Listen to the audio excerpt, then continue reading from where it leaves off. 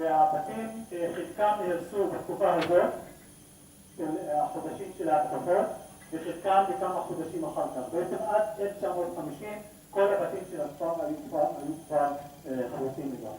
أول باب محل ما هو موجود موقفين هذا كان المدخل وكان مدخل البيت. هذه كانت الساحة بين البيوت، كان في البيت هذا لعمي يعني هو ساكن هذا وإحنا ساكنين هذا. البيت هذا اللي هو موجود الآن كان هذه يعني بيت على الثاني موجود على الثاني، بيت يعني ما يستقبل الضيوف، يستقبل الحكومة، يستقبل الناس اللي تيجي من برا. فأنا الحين هذا البيت يعني موجود إلى الحين طالعين من 48 منا لغاية اليوم 2011. فأنا كل واحد يعني بدنا نقول يعني إن هذا فيش واحد تنسى يعني وطن ولا واحد تنسى وطن. فأنا موجود حقي لا يزال موجود عندي. هذا المفتاح تبع البيت هاي شايفين شو المفتاح هذا إلى 70 75 سنة. طلعوا شايفين هذا مفتاح البيت هذا مفتاح البيت هذا.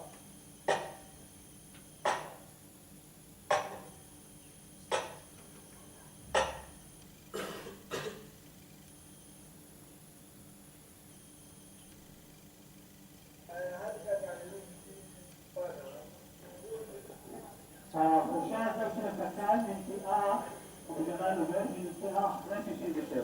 מ-48 עד 67 השטח נשאר כמו שהיה, כמו שעזבו אותו בשלב, ואפילו היו תקופות שכן נכנסו מהגדה המערבית מתוך האדמות שלהם וגם אכלו מהפירות של העצים שלהם, ואחרי 67 בעצם הקק"ל נטע את החורשה.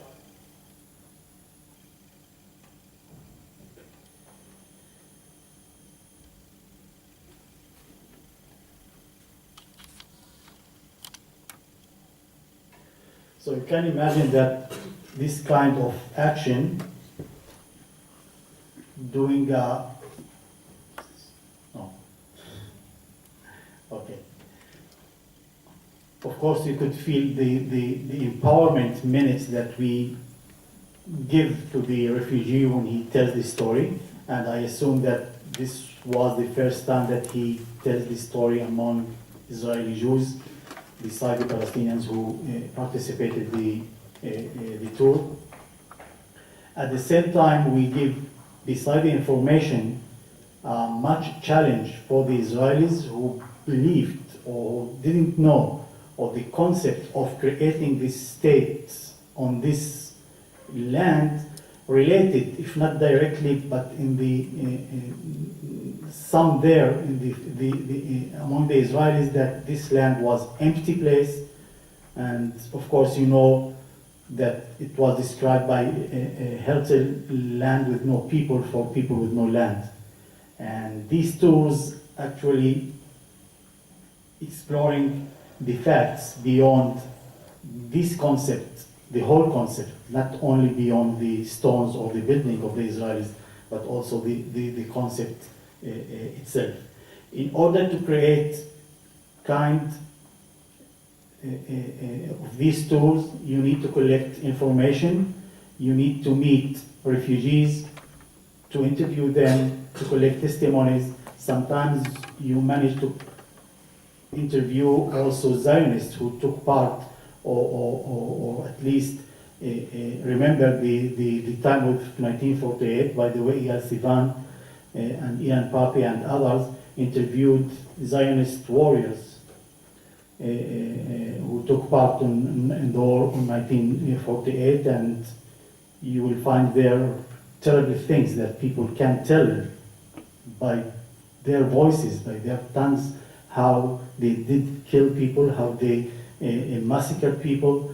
I have to say that the most terrible testimony was for an Israeli guy who said that he was the person who threw the bomb inside the mosque of Dahmash, the mosque of Elid, Dahmash mosque, and he killed about 150 people inside there. And he's saying that in the testimony.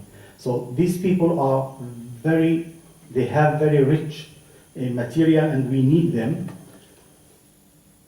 On the Israeli side, it's a little bit difficult, but on the Palestinian side, of course, it goes well, and we collected hundreds of testimonies about 1948. We publish all this information and the testimonies in a booklet, and we distribute the booklet during the tour. And about 5 years ago, we just rethought about the whole work that we are doing, and as I said before, we understood that telling the history is very important part, but it's not enough. We want to think what we are doing with this history that we already know, or at least our organization acknowledge. Besides all the ideas of taking responsibility, of believing on peace, of creating real democratic space on the future, we wanted to understand more what does that mean. We know the idea that we should recognize the right of return of the refugees, but we didn't know what does that mean, how it could be implemented on the ground. What are the results or the circumstances or the new space that the return, when it will be implemented, will create on the ground. So we started to search that. We started to ask questions and to conduct workshops dealing with the question of practicalities of return. What does that mean? In advance, we knew something. We knew that the Israelis don't recognize the right of return. We know that the Israeli government already on June 1948 decided, it's a written decision, all the refugees are not allowed to come back to their houses and villages. By the way, many refugees tried after the war ended, as most of the cases in the history, when the war ends, people try to come back to their homes. In the case of the Palestinians, they tried to come back to their homes 2 weeks, 3 weeks, 4 weeks after the war ended, but the Israeli soldiers waited for them and shot them. And many people had been killed because the order from the government was to prevent their return in any way.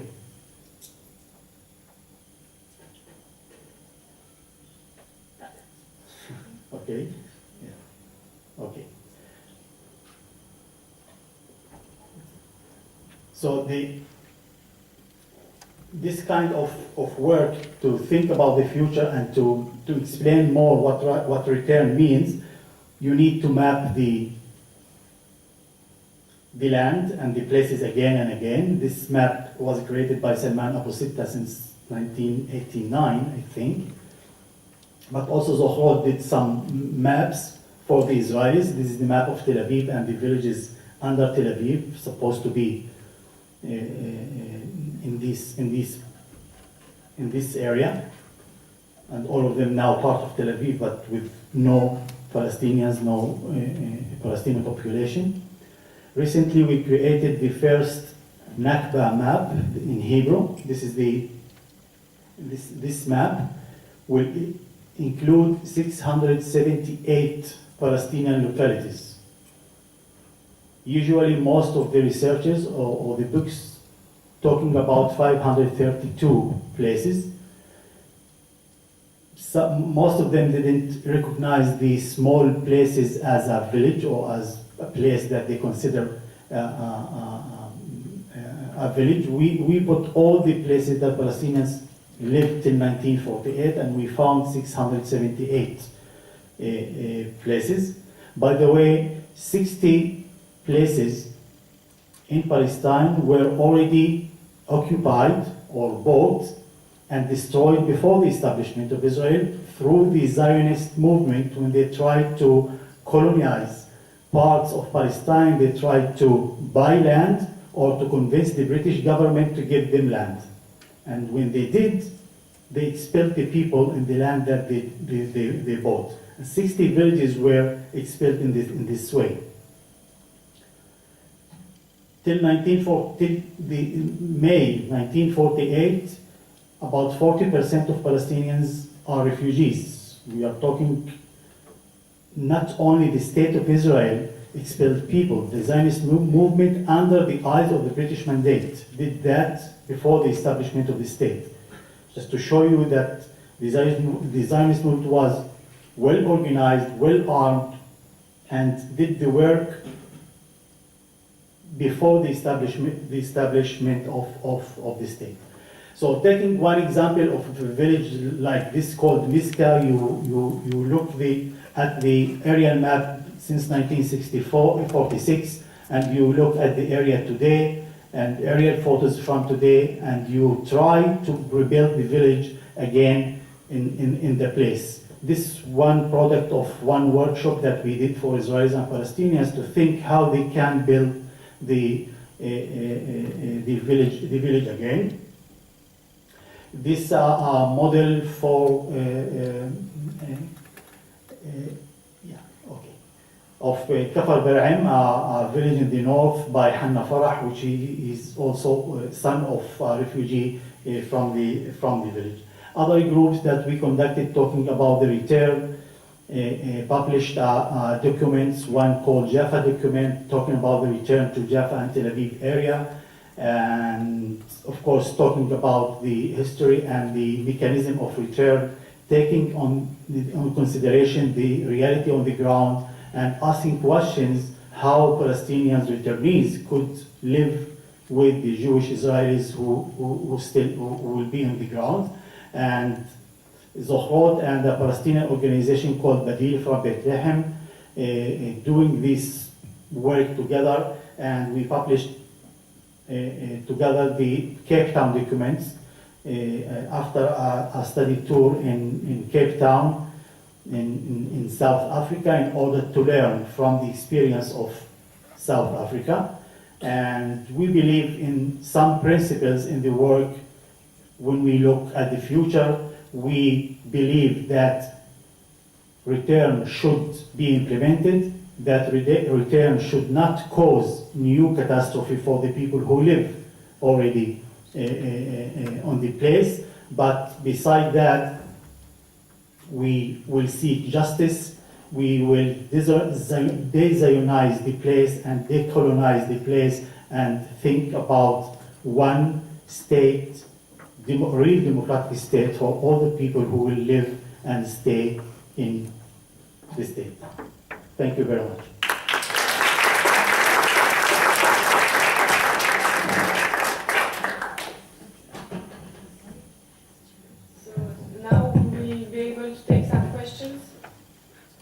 We're going to take a few questions at the same time. Hello. First, thank you for the speech.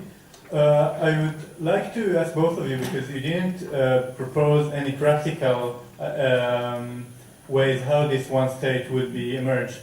So how do you actually see an army, like in the next few years, that will be from both Israeli and Palestinian, or a functioning government that would be composed from both groups? Because like the other examples of one state for big ethnic groups in the Middle East led for huge civil wars, for example in Lebanon, in Syria, in Iraq, and even in Europe, in Yugoslavia. How do you see it function on the ground?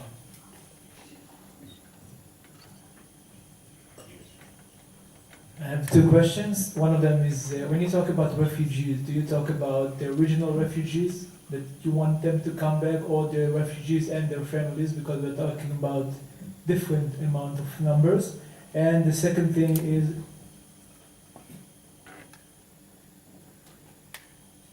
yeah, the second thing. Okay. Another question?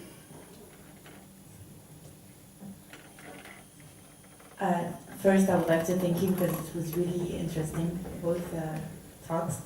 My question is on the people, I mean the Palestinians and the Jewish. After 60 years of horrors that happened well, mostly Palestinians, but to Israelis too.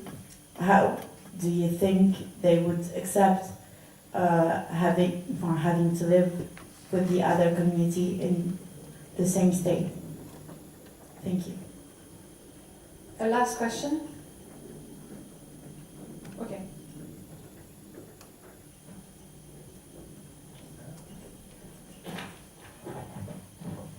I will start. I'll try to be brief.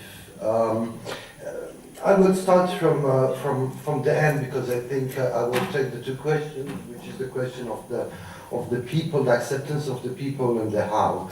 The notion of the acceptance of the people, it's would they accept to live together? First of all, I think that one of the things is to start to think on the reality itself. There is only one place in Israel, which is the most leftist place of Israel, where Palestinians and Israelis, or Arab and Israeli Jews, do not live together.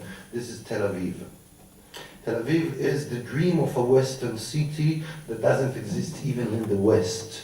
I mean, you won't find any Western city today that there are no Arabs. So, of course, when you will say to Tel Avivians, immediately say, but there is in Jaffa.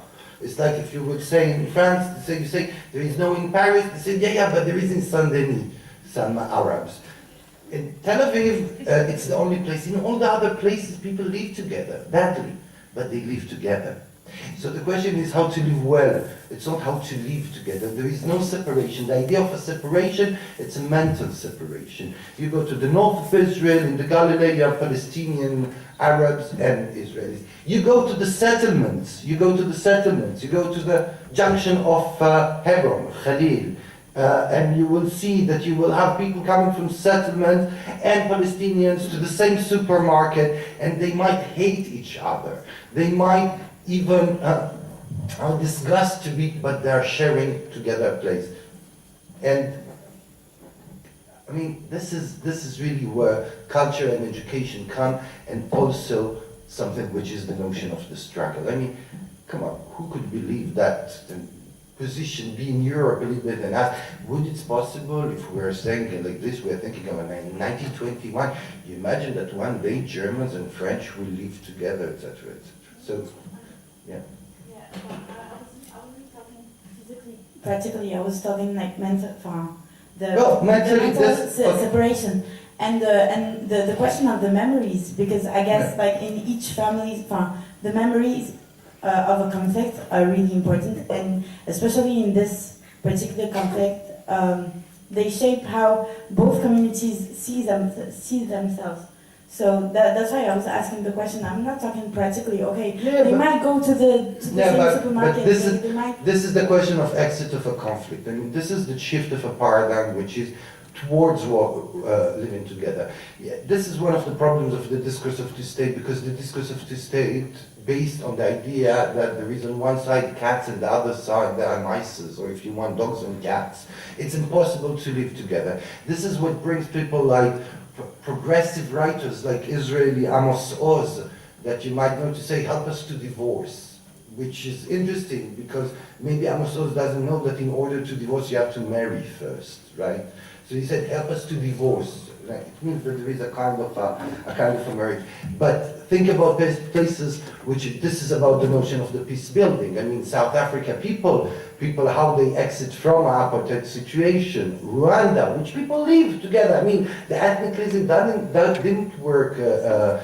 But this is the, no, you want to say that this is even worse than all the other conflicts. Yes. Yeah, it's not, but this is not, and this is what the Zionists are trying to explain, that this is different from all the other. This is why the right of return, which is good in Thailand, and it's okay when we are talking about Chechnya and we are talking about Yugoslavia, it's fundamental, civil population are coming back. Here it's not the same. Here, right of return, it will be destroyed. I believe that this conflict is as normal as any other conflict, and there is no hatred. The notion of hatred, it's not political. I mean, be a little bit Arendtian. Love, hate, those are not political notions. Those are human notions.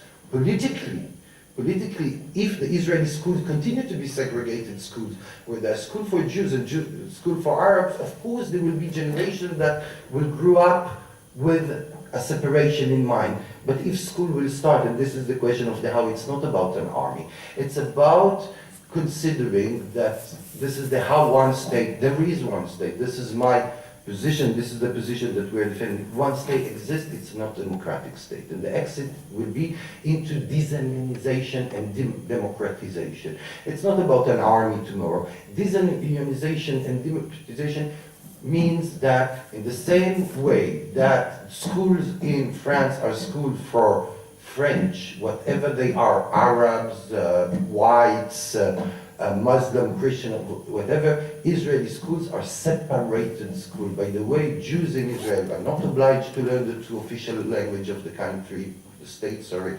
which is Hebrew and Arabic, while Arab students in high schools or school are obliged to learn the two languages. We can start from this kind of things, for example, which is to consider how. So this is part of the idea of peace building. We have to go, first of all, it's not the how, it's how we wish. And I will finish, and I will leave the question of the refugees, to return, of course, to Omar. You're saying we are in a movement of Lebanon with Yugoslavia. Well, Lebanon have the most horrible constitution that was written by the most progressive people that you can imagine, right? It was Republicans that believed that the Republic is good for them, but it's not good for others. And in other places it should be built on confession, etc., etc. This is how also Israel was established. It was established as a state by democratic state, that established it in a non-democratic state because it didn't ask the indigenous people what they think. So the question to come back about if there is a possibility, and give the example of Lebanon or Yugoslavia, I would take other examples, which are, for example, the example of Belgium, which I'm ready to exchange to murder, and everybody said, Belgium is a horror. I'm ready to exchange the horror of Belgium with the paradise of Palestine. There is no war between the two nations. There is no war sorry?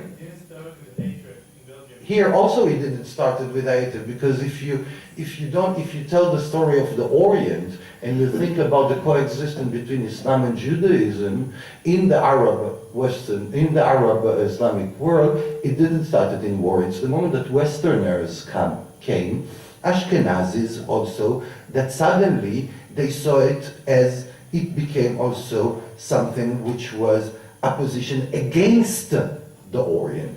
I will finish just with one point. The question of the refugees that were asked, I will leave it to Omar, but the question of who is the generation of the refugees, I'm proposing to adopt the European attitude concerning the Israelis.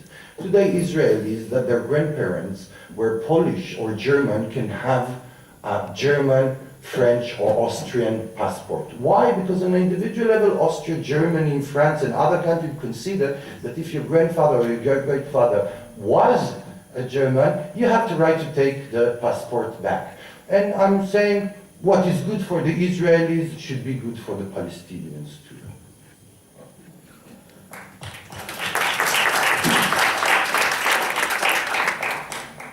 I will start with this. The number of the Palestinian refugees, even we don't have only one number, we have different resources, but we talk about 7 million refugees. We don't talk only about the first generation, which is the Israelis just recently, 50 years ago, they didn't try to admit the original refugees of the Palestinians. Only in the last 2 years, the Foreign Ministry of Israel conducting a campaign in the American Congress and in the United Nations. Let's recognize the original people who left the country as refugees, which are maybe 10% of the people, maybe less than that number. And if they want to come back, we can find a solution for them. But let's finish this issue and don't recognize the other generations as refugees. We believe that all the generations of the Palestinians who have been expelled are refugees too, as the United Nations, by the way, and the international law says. in this point, Eyal Sivan mentioned the Israelis' third generation who could come back to Germany or to any place in Europe. But listen to this point. The Israelis, the Zionist movement, and the Israelis still today, and the state of Israel, asking the Jewish from every place in the world to come back to Israel after 2,000 years of refuge. What is this idea that people after 2,000 years still believe that they belong to that place and they should and they have the right to come back to that place, and 70 years is not good enough?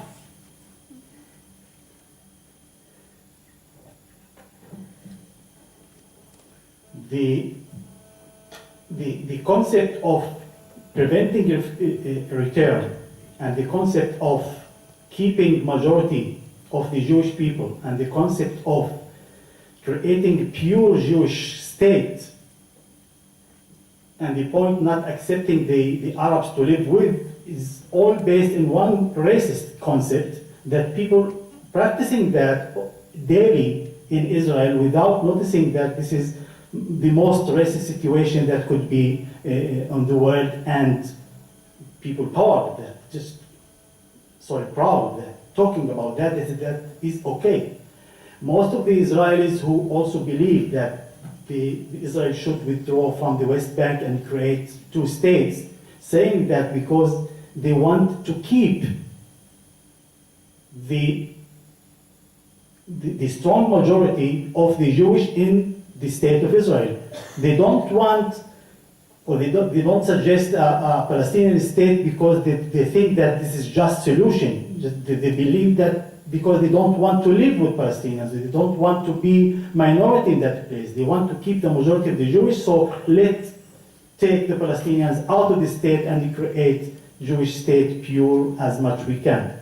And I believe this is, in these racist ideas, I cannot compromise. So I see the solution. Yes, it will create democratic space without Jewish majority, of course. And I think this is, this will be in numbers the result, but I think the demand of keeping majority for one ethnic group in any case, this is the most racist thing that can think about. So believe that people by the years will not be majority in normal process. So what they should do to keep that majority? More terrible things? More ethnic cleansing? Are there any other questions?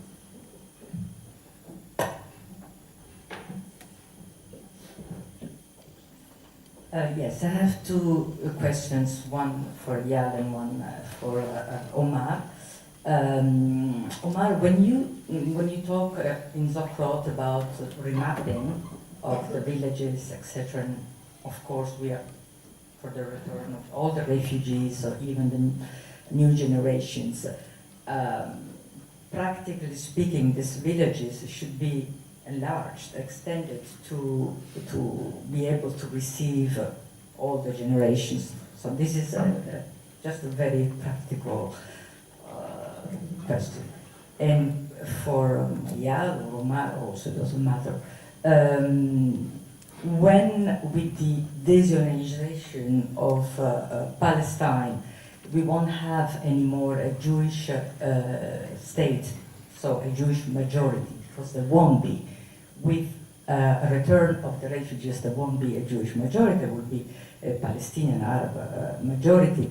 How will it be possible to respect the right of the Jewish people? I am not defending Zionism at all, but it is, I think, correct to keep in mind that, not to prolong again the circle of